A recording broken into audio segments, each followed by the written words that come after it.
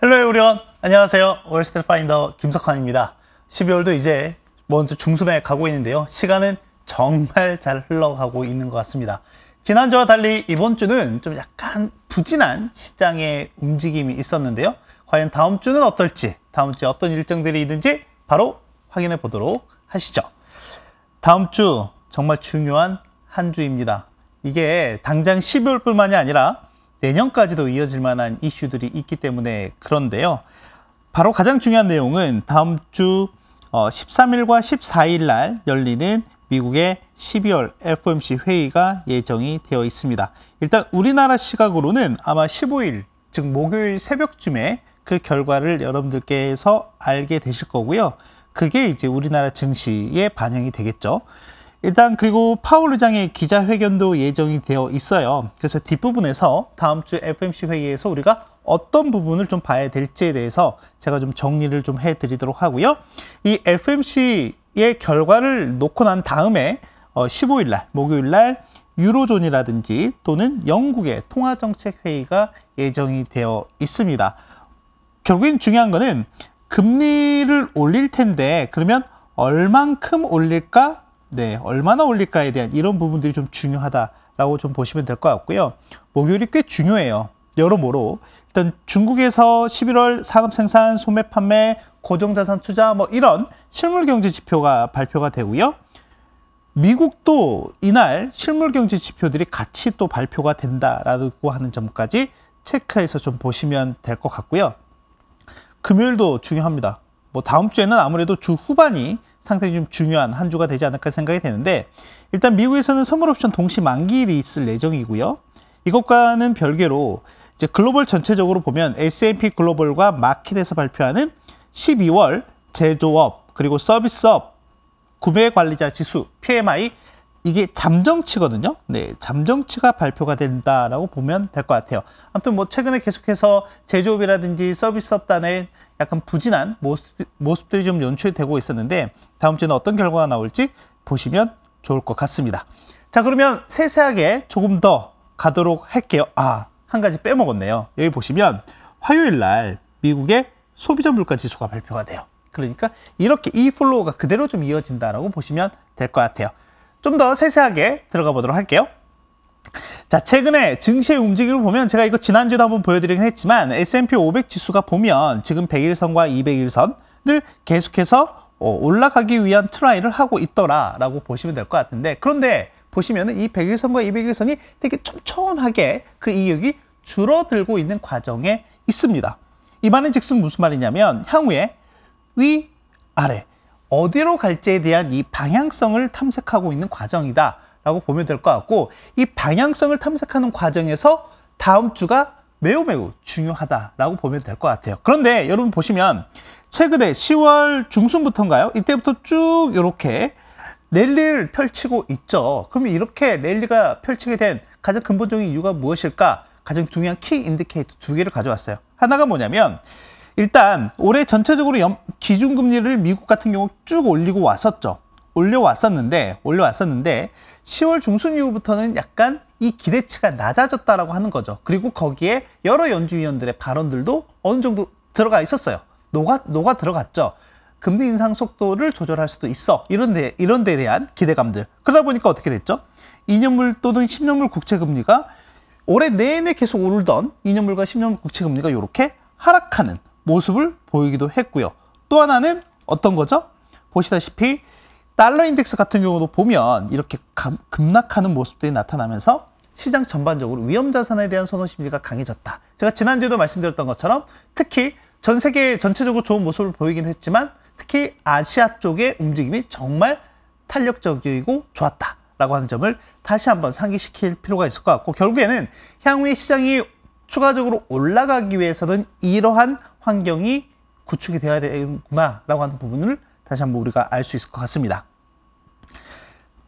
두 번째는 다음 주에 11월 소비자 물가 지수가 발표가 된다라고 했어요. 근데 아시는 것처럼 일단 이번 11월에는 지난달에 7.7% 나왔잖아요. 근데 이번 달에는 전년 동월 대비 7.3% 정도로 예상을 좀 하고 있습니다. 근데 뭐 제 개인적으로는 지난 10월 달 같은 경우에는 정말 시장이 서프라이즈하게 반응을 했죠. 그런데 그 정도는 약간 좀 경감이 될 수도 있다라고 생각이 되고요. 만약에 여기서 뭐 6%대가 나오지 않는다라고 하면 시장은 지난 10월에 보였던 그런 환호성을 지르지 않을 가능성이 높다라고 생각이 됩니다. 다만 우리는 그 내부적인 내용들을 좀 봐야 될 것 같아요. 지금 보시면 전체적으로 상품 물가는 이렇게 하락하는 모습을 좀 보이고 있고요. 이제 문제는 뭐예요? 서비스 물가가 떨어지지 않고 있다라고 하는 거예요. 그렇기 때문에 향후에 서비스 물가가 이렇게 점진적으로 둔화가 되는 모습을 확인할 필요가 있더라라고 하는 거고요. 이와 관련해서 파월 의장이 한 내용이 있습니다. 그걸 뒤에서 좀 말씀드리도록 하고요. 최근에 상품 물가와 관련해서는 여러분들께서 한번 체크해서 보실 게 뭐냐면 우리 지난해까지만 하더라도 중고차 가격 천정부지로 올라갔었잖아요. 그걸 가장 대표적으로 보여주고 있는 게 미국의 맨하임 중고차 가격 지수인데 지금 보면 이 지수 같은 경우가 2021년 8월 이후에 처음으로 200 미만으로 떨어졌어요. 그래서 보시면 199.4를 지난 11월 달에 기록을 했고요. 지금 2달 연속 마이너스 YOY, 즉 전년 대비 성장률을 보이고 있다라고 하는 점을 보시면 될 것 같고 또 하나 우리가 한번 봐야 될 게 뭐냐면 식품 가격과 관련한 부분도 좀 봐야 되지 않을까 생각이 돼요. 그게 가장 대표적인 게 유엔의 세계 식량 기구에서 발표하는 세계 식량 지수인데 이거 같은 경우도 보면은 이렇게 큰 산 하나 만들었죠. 그리고 나서 일단은 어느 정도 그 상승세가 주춤거리는 모습을 좀 보이고 있다라고 보시면 될 것 같고 물론 작년 대비로 보면 여전히 높은 수준이긴 하지만은 전체적으로 이 증가율 자체가 멈춘 거는 긍정적으로 평가를 해볼 수 있다라고 보시면 되겠고 이제 여기에 우리가 한 가지 더 본다라고 하면 유가죠. 유가라든지 천연가스 같은 이 에너지 가격들 같은 경우도 최근에 계속해서 하락 추세를 보이고 있더라. 하향 안정화되고 있는 모습을 좀 보이고 있기 때문에 물가에 대한 부담은 상당히 낮아지고 있다라고 하는 점이죠. 뭐 이런 측면에서 본다라고 하면 연준의 금리 인상에 대한 속도 조절 또는 긴축에 대한 속도 조절 자연스럽게 좀 더 기대감을 높여갈 수도 있다라고 하는 것입니다. 방금 제가 말씀드렸던 부분 중에서 가장 이제 중요한 거는 특히 이 서비스 물가 중에서 주거비 관련한 부분이라고 말씀을 좀 드렸잖아요. 그런데 지금 이 내용은 지난 11월 30일 날 파월 의장이 브루킹스 연구소, 즉 미국의 싱크탱크에서 한 발표 내용 중에 파월 의장이 직접 언급한 내용입니다. 지금 보시면 실제 현재 우리가 보고 있는 데이터, 즉 개인 소비 지출 물가 지수에서 주거비 관련한 부분은 계속해서 올라가고 있는 모습을 보이고 있지만 이게 어느 정도 일정 부분에 시차를 두고 반영이 된다라고 하면 점점 이게 이렇게 완화될 가능성이 있다라고 얘기를 했고요. 그와 관련한 선행 지표들, 다르게 시장에서 보는 민간 쪽에서 발표하는 선행 지표들이 이렇게 크게 꺾이는 모습들이 나타나고 있다라고 얘기를 했죠. 이게 이제 시장에서 상당히 좀 긍정적으로 반응을 했고요. 또 하나 간밤에도 미 재무부 장관이죠. 제넷 옐런 같은 경우도 이와 관련한 부분들을 발언을 했다라고 보면 될 것 같습니다. 자, 그럼 다음 주에 가장 중요한 이벤트 FOMC와 관련해서 우리가 어떤 부분들 좀 관전 포인트로 보면 좋을까? 3가지 정도 정리해서 드리도록 하겠습니다. 첫 번째는 지금 보고 계시는 것처럼 최종 금리에 대한 힌트를 주느냐이고요. 그건 이제 점도표를 통해서 우리가 확인할 수 있을 것 같고요. 두 번째는 경제 전망에 대한 부분들을 언급할 겁니다. 경제 성장률이라든지 물가라든지 실업률이라든지 이 부분들이 어떻게 될지도 한번 봐야 될 것 같고 마지막 3번째는 바로 파월 의장의 기자회견입니다. 하나하나씩 좀 더 보도록 할게요. 지금 보시면 실제 최근 한 달 열흘 정도 되긴 했지만 이 시장에서 향후 최종 금리에 대한 전망치가 계속 좀 변동하는 모습을 좀 보이긴 했지만 전체적으로는 이렇게 하향 조정되는 모습을 좀 보이고 있더라라고 보시면 될 것 같고 파월 의장도 얘기를 하긴 했지만은 지난 9월 전망 대비했을 때보다 약간 더 높은 수준이다라고 얘기를 했어요. 약간 더 높은. 근데 지난 9월에 내년 정도 중반에 가면 한 4.6% 정도 될 거야 라고 예상을 했던 게 이 전망치거든요. 근데 이것보다 더 약간 더 높다라고 하는 게 시장에서 지금 보고 있는 거는 이게 5%가 될지 아니면 이것보다 더 높을지 또는 더 낮을지에 대한 하지만 이제 시장은 어느 정도 제가 항상 말씀드렸지만 요 5%에 대해서는 일단은 전부 다 뭘 했다? 선반영은 되어 있는 것 같다라고 하는 걸로 보시면 될 것 같아요.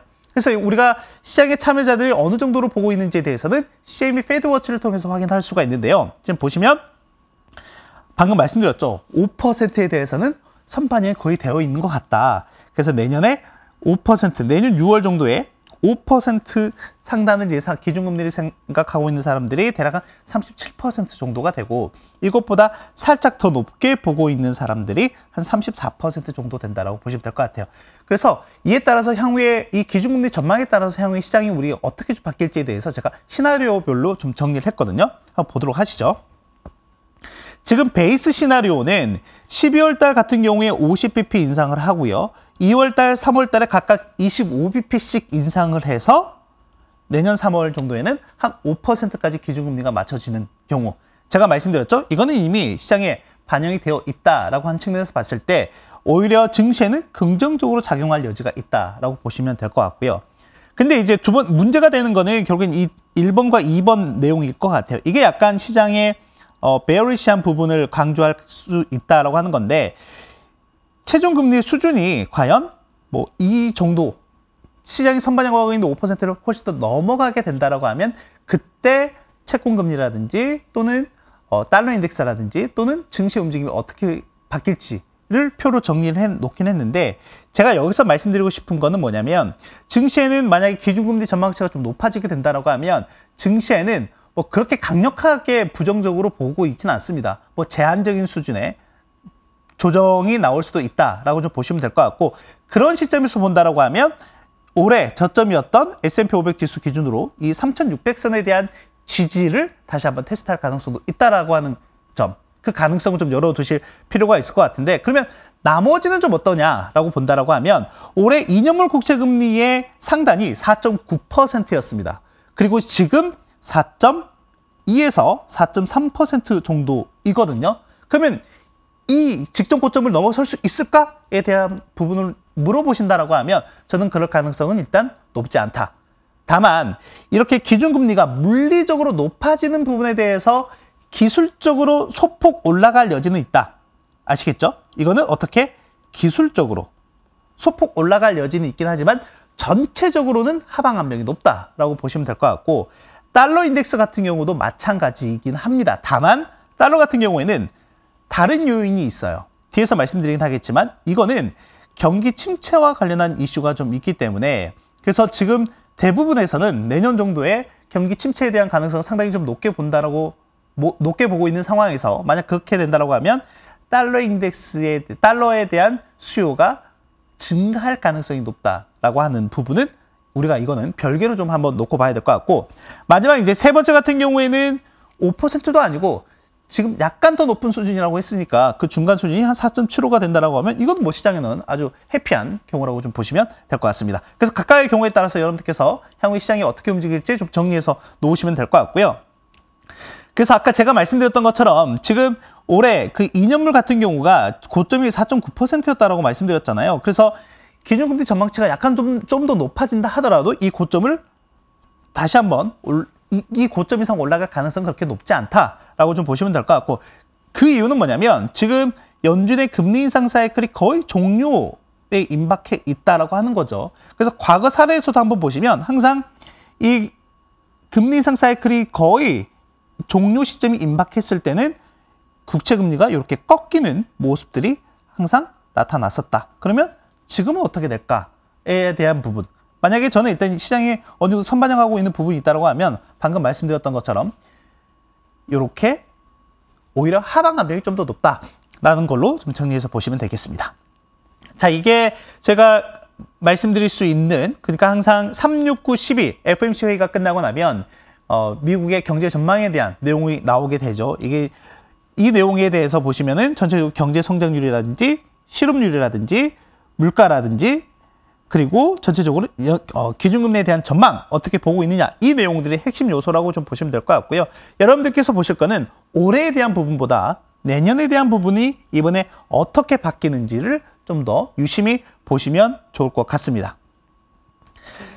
그리고 이제 파월 의장의 코멘트가 중요해요. 분명히 이제 8월 잭슨 홀 혹시 기억하실까요? 이때는 상당히 매파적이었어요. 그리고 상당히 짧고 강하게 발언을 했었거든요. 그렇지만 이제 3개월 지난 이 11월 달, 지난 11월 말에 있었던 연설에서는 어느 정도 시장에 대단히 완화적인 스탠스를 좀 전해주면서 시장의 위험 자산에 대한 선호 심리 또는 투자 심리 개선에 상당히 긍정적으로 기여를 했던 부분들이 있었는데, 이번에 이제 어떤 내용들을 담을지를 한번 좀 봐야 되지 않을까 생각이 됩니다. 또 하나 이제 우리가 봐야 될 거는, 아까 제가 경기 침체와 관련해서는 달러 인덱스의 수요가 늘어날 수 있는 요인이다라고 좀 말씀드렸는데, 이제 그런 부분과 관련해서 최근에 이 장단기 금리 차에 대한 얘기도 계속을 하고 있어요. 저희도 월스파를 통해서도 여러 차례 강조해서 말씀 좀 드렸던 것 같은데, 최근에 보시면 이 장단기 금리 차 역전 폭이 계속 확대가 되고 있는 모습을 좀 보이고 있다라고 좀 보시면 될 것 같고, 지금 이게 쭉 가보면 1981년 이후에 가장 큰 폭으로 확대가 됐다라고 보시면 될 것 같고요. 뭐 공교롭게도 항상 이렇게 이 장단기 금리차가 역전된 이후에는 음용 구간이 이게 경기 침체 구간이거든요. 네, 경기 침체 구간에 직면을 했었다라고 하는 거고요. 그리고 또 하나는 최근에 뉴욕 연방준비은행에서 발표한 향후 12개월 동안 미국의 경기 침체 발생 가능성과 관련한 내용이 좀 나왔는데, 이게 약간 그런 게 있습니다. 물론 이제 저희가 과거에 역사적인 내용을 가지고 와서 말씀을 좀 드리고 있긴 하지만, 어찌됐건 미래가 이렇게 된다라는 건 아니고요. 참고는 해볼 필요가 있다라고 하는 거고, 제가 이 중간에 선을 하나 그어놨거든요. 30%입니다. 이 가능성이 30% 이상을 상회했던 이후에는 거의 대부분 침체가 발생했더라라고 하는 거예요. 그래서 이 부분에 대해서 올 연말 그리고 다음 주 FOMC 회의에서 파월 의장이 어떻게 조명을 하고 얘기를 할지, 이 부분을 좀 더 주목해서 보실 필요가 있을 것 같습니다. 아시겠죠? 정리하도록 하겠습니다.